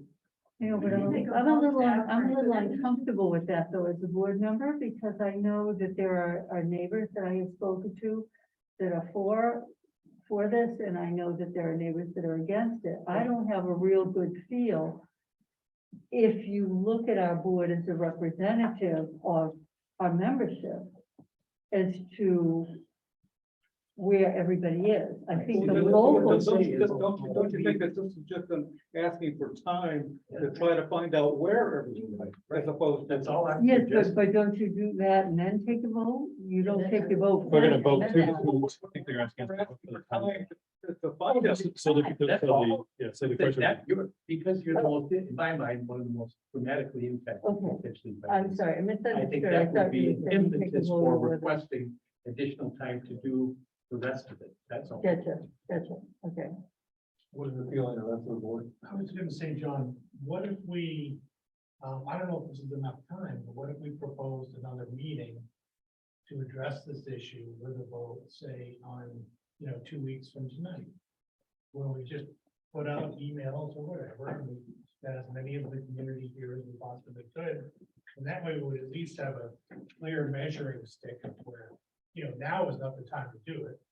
And I agree with Diane's point that, I think that there are a lot of different opinions about this. And I think just having, not even all of our members are here right now. So I don't think, us throwing out a vote tonight, on our stance on this issue is right. I think it should be more than just the OVA board of directors involved in, community input. I think the vote would be to extend, to vote that the OVA write a letter to extend the end, whatever the October 27th All I'm date. suggesting is, again, with all due respect to the Paul, y'all don't represent everybody in the community, you represent your group. And I think your group, which is dramatically potentially impacted, certainly would get the ear of people because of the business district. One way you can structure a request for an extension of time is to ask for a decision by a date certain, so that it doesn't just linger out there and put a due date. So you could send something in the next, if you took a vote tonight to say, the OVA supports the submission of a request for an extension of time to solicit community views and so forth, that will, add to the deliberation. And then ask for a decision by a date certain within a reasonable time frame to give you a sense, so it doesn't sort of just linger there. Right. That's just- Don't you have to have a specific reason to ask for an extension of some point in their filing that you are arguing about? Yeah, it was, I think Pat Johnson said this thing was, I haven't seen it, but it was just filed. It was So, emailed to us today. yeah, so it's super. It's like 100 pages long. Yeah. Yeah. And Might have gone out last. And I would think you would, I'm not sure about this, but don't you, if you want an extension, you have to give a specific reason of why you want it, not just, we want it for time, we want it because we don't agree with this, and this, I think. I think Heather said almost enough in her phrase, however, when you just introduced that. If it just came out today, what, you gave 8 words, and certainly you give another 24 words, it was relative to Yeah, the opportunity to the words you just said. yeah, whatever it is like that. Yeah. Yeah, I think, there are a lot of variables here too, because generally, I think the consensus is Dowses Beach is a very poor location, but does that also mean that we don't want the project to come through Osterville at all, period? I think there are a lot of different variables here. To have one vote with yes or no, I don't think really covers the community at all. So Well, I think you really have to think it through. Why don't we stay on this issue though? And see if we can, switch the other advice. Oh, no, I'm just gonna say, just, outside the vote, one of the comments that was made by Mark Ells was the Energy Facility Siting Board, and I know this was mentioned at one of your past meetings. I don't think people realize how important that body is. You can go to the Energy Facility Siting Board and see all the applications that Avangrid has filed, as well as in Centerville's case, in the Park City Wind. There are a number of what they call interveners, which are people, residents that live along the route who have filed objections. Whether you're for or against it, that is the body that people need to be writing to and commenting. For, against, whatever version. If you go on there, you can see exactly, I know citizens in Centerville have sent letters and they get posted. The gentleman who was the presiding officer for the Park City Wind, I don't know if he would oversee the Commonwealth, but a gentleman named Robert J. Shea, and his email, it's easy to get, I can provide that. But I think in addition to whether you have a vote, you disseminate into your membership in Osterville citizens. If you have an opinion, whichever way it is, that's the body to be writing to. That is I think that is really kind of the bottom line. That's the most influential body, so. I was told that the siting board is very political, and so therefore write your politicians because they have an influence on the siting board. Not both. And, Yarmouth is a good example. The town of Yarmouth, they went to Yarmouth first. And citizens let them know, we don't want this here. For whatever reason, whether it was, they don't want to, again, I'm not opposed to renewables, whether it was because environmental or just what, but citizens do have power and, Avangrid finally decided, we got too much resistance here, we're gonna move down the road to Barnstable, and Barnstable said yes. Maybe contrary to what Mark said, somebody said. Avangrid publicized, Yarmouth said Barnstable. So on an extension, it would seem to me that if the OVA wanted to send a letter to ask for an extension so that it has time to, you just pick some issues out and say you're gonna review them and give something that will add to their deliberation. Send that in, ask for a date certain. Gail's on the phone right now, but if OBPA also sent such a letter, that's weight. This woman has some sort of group, maybe she left. But, she could send it in, right? If there's an aggregate number of people in the community that are asking, it's going to really feel to the decision maker like the people are asking, actually wanting more time.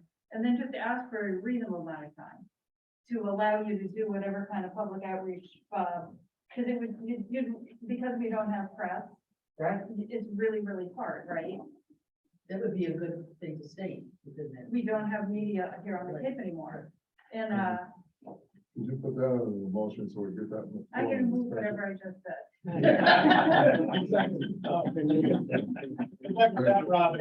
I can move that the OPA support the submission of a letter to whatever agency that is, to request an extension of time to submit comments, and for a reply to request a reply within 5 business days, to enable OVA to solicit public sentiment and otherwise examine representations in the filing to enable a better deliberation on that agency's behalf. Wow. I second that. Okay, we have a motion, any discussion on that? Should we add a date? So moved. 30 days then. 30 days? 30 days will put you past the 27th, and then you're screwed. if they say. 1 week, yeah. 1 week extension from the 27th. No, 30-day extension, try, but ask for a date certain for a response. Oh, yeah. Date certain, but how long of an extension? And I would also say that the company just said they don't have the money to do this project without investors. So it hardly seems like anyone's just like stopping. That's for 60, get there now. Yeah. So Maybe 90 days. yeah, Just Mark, just gentleman just said, ask for 60, get 30. yeah. Yeah. Maybe, That's for 90 days. December 1st or something like that. Yeah, and the other thing, but we're in the middle of one. Yeah. Are we fine? Have we, what is the motion? What have we decided for the time frame that we're on? 60 days. 60 to ask for. Let them say that. 60 days will be the other to get. Okay. We have a motion, we have a second. Any further discussion? All in favor, say aye. All opposed? Okay, great. We'll put something together and share with the board. Yeah. Great, I think that's not. No, because no one on the party. We're still playing.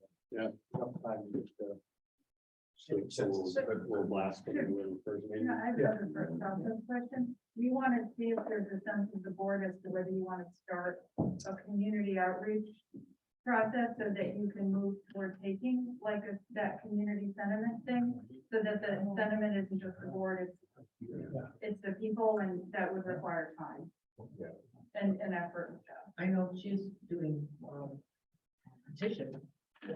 Well, there's an online petition and the paper petition ran, small group is doing. That's. And I would specific. call the band group an intervener. It's a real intervener group. If you're interested, see me before you leave. Not to interfere with your business at all, but, it is, it's, as she mentioned, it's a very small grassroots effort that started about 2.5 weeks ago. And with very little effort, has received a lot of attention and support.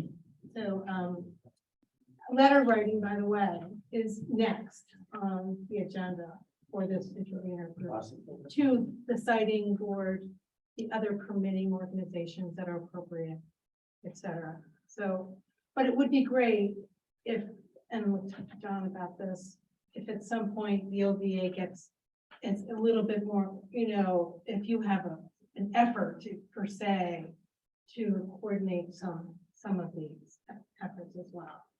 In the meantime, as you all know, she has a very strong, intelligent voice on the subject, and she really wanted to move forward because she had done a lot of research, and so therefore, but she's certainly, I think, willing to work with the OVA. Do we want to try to have some kind of general meeting between now and the 27th, just in case our extension isn't granted? So that we could submit a letter with the pulse of the community based upon such and such a meeting, of a vote taken on such and such a meeting, between now and the 27th. I mean, we could certainly put out emails, we could even do a mailer. Well, do you know that Pretty important issue. the consequence of the October 27th filing, what, I think what I heard Mark say was it's a decision to allow permitting to continue. I mean, it's years away from saying yes to the project. Yeah, no, it's the end of the comment period. Yeah. So if our comment period is not extended, we would at least want the pulse of the village to be included in this. Yes. Yes, I definitely. think it's important. Yeah, so Well, I one mean, thing that 3 months. what do we have to lose? I mean, if we set a date, if I think it's come, we're gonna vote, these are your options. Maybe it's not just yes or no, maybe it's A, B, C, with, we're only concerned about not landing at Dowses Beach, or we're also concerned about not landing at Dowses and running up Main Street. Maybe you have multiple options, but then you have a true read of at least the room. And I would imagine if we did a good job spreading the word, we have a lot of people. The other thing, just a thought off the top, you could also, Robin takes these ridiculous minutes, right? They're so detailed. You could actually go through and get a sense of the community from her excellent minutes from their past 3 meetings and characterize that and represent that, even attach it, as opposed to rushing filling a room. I don't know. It's just a thought. I don't see it as a waste of effort. I don't want to agree with that way, but also what Heather said earlier, I think, got lost in one of the answers. get more involved in this, like Centerville did in the bigger picture. Because it's different than what you said. I think that phrase that you said there, and for me, it's a hell of a lot of work. But it's important enough, maybe you can get people to do a hell of a lot of work. You know, so I think you're gonna have a good impact to go along with the other, but that part of the story is important. Just think what Centerville did yesterday, but it is. And they had a real heavy impact. I just think, you know, with all due respect to the 27 people who were here tonight, that's not a good measuring stick. I think at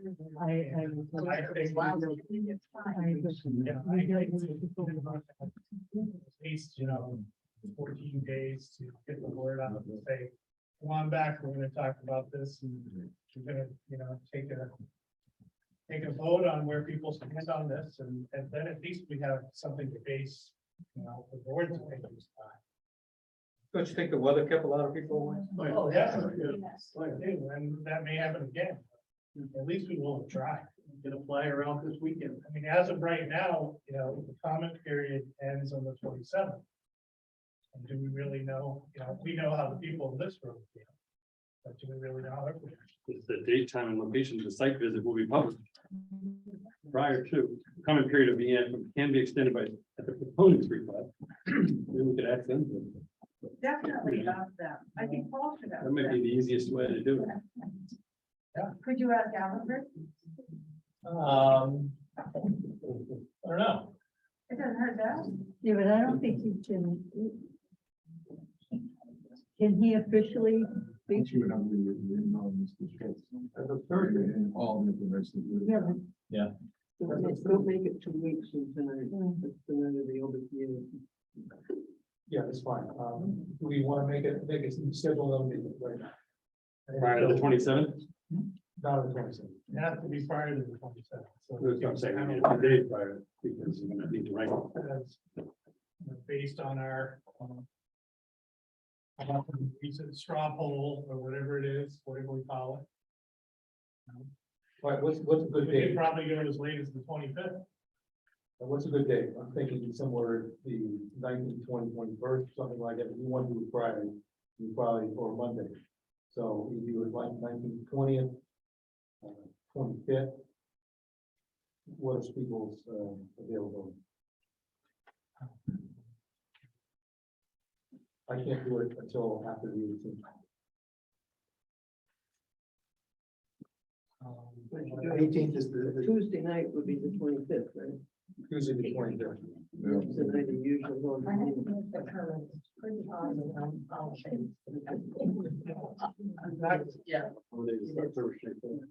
Yeah. Oh. Same for the Friday night. Let me know what you just. Okay. What do we have for dates? Let's sort of throw out some dates and let's figure it out.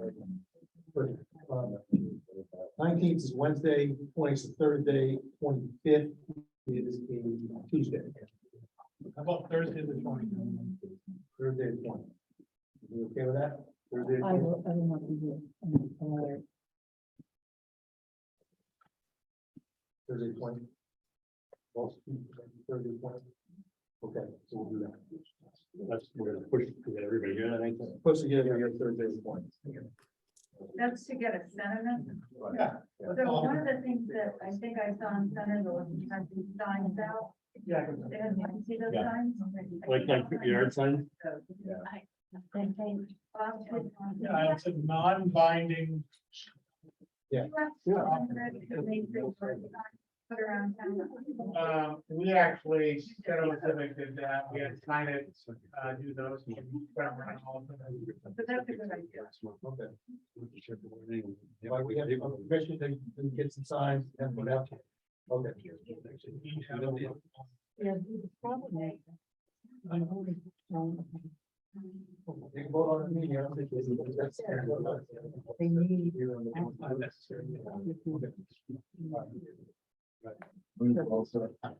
That's it for I still have. The general.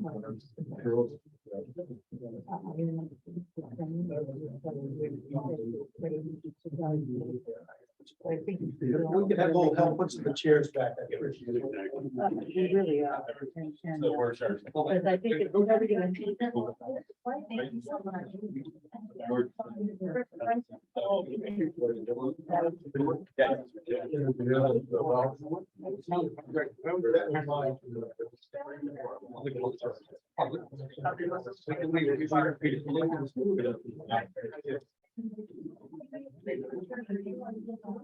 No, we don't. He's gonna my line. Doesn't know, he's gonna tell us he- Should be over. No, you know what happened? I walked in, actually, when I walked in, one woman came up from the counter, and she was kind of hiding up. Oh, someone left their glasses. Half an hour ago. Yeah. How are you? Hey, How's your wife? I gotta got away. She's getting away now.